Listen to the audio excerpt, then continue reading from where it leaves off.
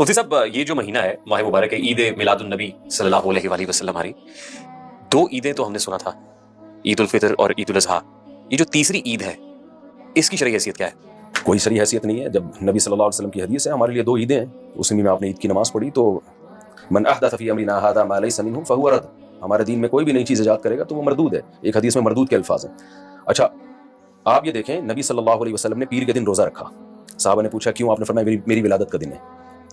تو ولادت کو روزہ رکھ کے آپ نے عید کا کانسیپٹ تو ختم کر دیا، کیونکہ روزے اور عید تو جمع ہو ہی نہیں سکتے.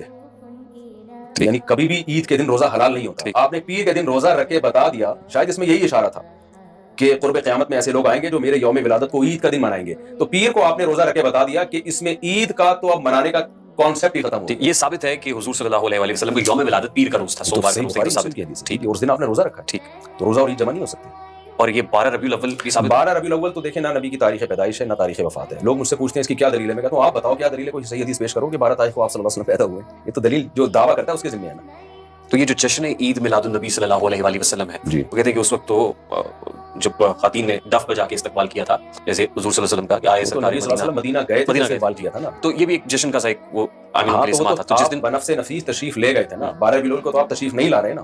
وہ تو اگر لائے تھے بالفرض 12 تاریخ کو تو ایک دفعہ لائے تھے نا. تو صحابہ نے ہر سال 12 کو کیوں جشن نہیں منایا؟ نہیں، جب جشن میلاد مصطفیٰ ہو رہا ہوتا ہے تو کئی نعتیں ایسی ہیں جس میں وہ کہتے ہیں آقا تشریف لائے ہوئے ہیں.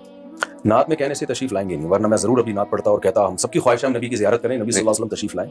تو آپ اگر نعت میں پڑھ لیتے ہیں کہ نبی تشریف لا رہے ہیں تو یہ آپ کا نظریہ ہے، اس سے نبی تشریف نہیں. آپ جو کہہ رہے ہیں اس کے اوپر بھی کفر کا فتویٰ لگ جائے گا کہ یہ جشن ولادت مصطفیٰ منانے سے روک رہے ہیں ہمیں. تو صحابہ کرام نے کیوں نہیں منایا؟ اچھا جب نبی مکہ سے مدینہ ہجرت کر کے گئے، بچیوں نے آپ کا استقبال کیا، اگلے سال اسی تاریخ پہ بچیوں نے کیوں نہیں دف بجایا؟